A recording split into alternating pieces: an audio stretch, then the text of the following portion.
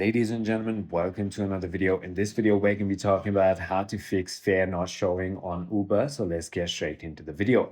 The first thing you want to try to do is update the application and ensure that you are running the latest version of the Uber application. So the first thing you want to try to do is update the application. So ensure you are running the latest version of the Uber app. In order to do that, simply open your App Store or Play Store and search for Uber, just like that. Then tap on the Uber application and there might be an update button instead of the open button right over here.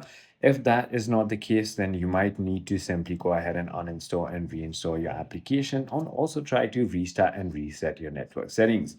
In order to do that, first try to switch between your Wi-Fi and your cellular data and try to turn on and turn off your airplane mode to refresh it.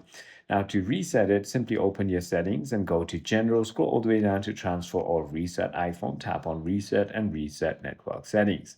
That should go ahead and fix your problem. I hope this video clarified everything for you. If you have further more queries, feel free to comment down below and I'll see you on the next one.